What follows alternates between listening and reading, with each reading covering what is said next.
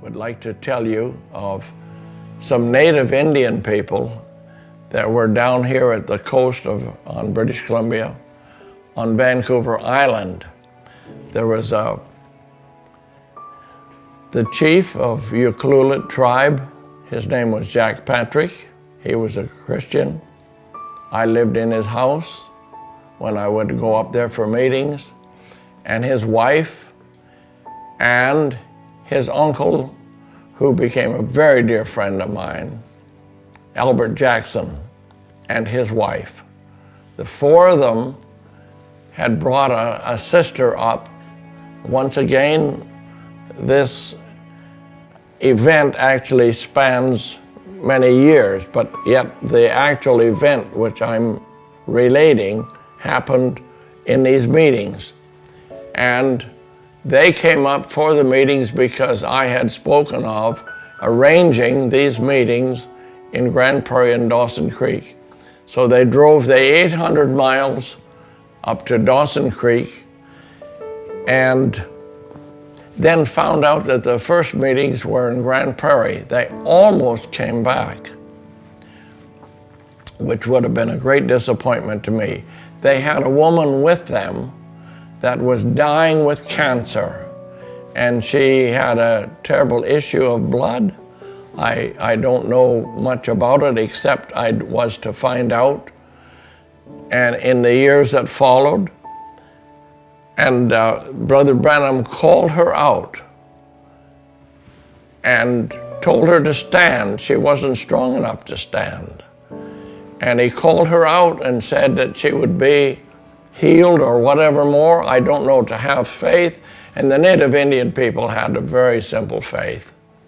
And they were staying in a motel. They told me that that night they were in the motel, and in the middle of the night at some time, she became violently ill. I think Sister Albert Jackson went with her to the washroom, and she passed a large cancer. Many years later, now this is the other aspect, many years later, we had moved to Toronto. We're in Toronto for several years, moved back here to Surrey, and now had the meetings and a church here. A woman, a native Indian woman from Port Alberni, who was in the meetings. Her name is Agnes Dick. She came over to our church here in Surrey and was here in the house. We had meetings in the house. And she was in the meetings in the house just once. In all the years we've been here, she was just there once. And this was many years after 1961. It probably was at least 1972, 73. So 10, 11, 12 years later, she came to Vancouver because she was in the medical field and nursing or something. And she took a special course there and came out here and saw us just once. And that's why I like to be able to convey to you, I was there. I was in the meetings. I had arranged the meetings. I knew the people, Chief Jack Patrick, his wife, Albert Jackson, his wife, and now Sister Agnes Dick comes over and spends one service with us. And after the service, I was telling her about this. She said, they stopped at my home on the way up. And she said, they spent the night. And she said, the woman was issuing blood and so on so badly. It soaked through. She said I had to put sheets under her, and it soaked through into the mattress. And I told them, do not take her. She will not make the journey. She will not live for that journey, that long journey to Dawson Creek and Grand Prairie. And she said she got healed, and she's still living today. And that was many years later, 10, 12, 15 years later, and she's still living today. I think that I should say something registered in the hearts of the native people. Sister Agnes Dick, when I had been there, living there on Vancouver Island, which was some years before this woman was healed. And I had a unique experience with this Albert Jackson. He was a very, very, very elderly man and had a real scowly looking face, just like a great storm. And I thought that he was angry with me. First time I met him, I thought he was very angry with me. I preached, but now a short time later, here we are having a meeting in Port Alberni, which is probably 50, 60 miles from Ucluelet.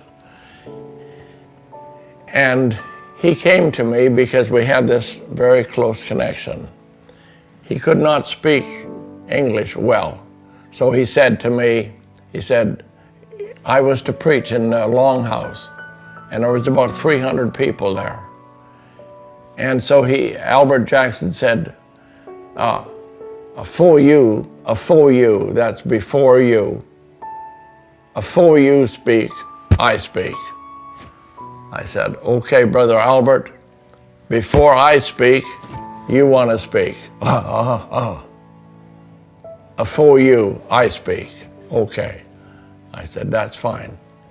So before I got up and spoke, and I remember what I spoke on.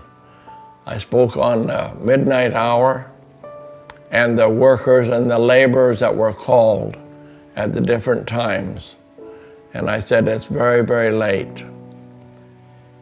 And he got up and spoke in his native tongue. All I noticed was all the children were lined up on a little bench on blocks of wood, and they were just sitting. They were transfixed with him as he spoke in his native tongue. This Sister Agnes Dick, that I just talked about, got up after, and she came to the front and she said, I don't think I could ever be the same again. She said, I know that Brother Byskal doesn't know anything of our language. And I know that Albert Jackson doesn't know anything of English. And he gets up and speaks to us in our native tongue, and Brother Byskal gets up and speaks in English, and they both said almost the same thing word for word.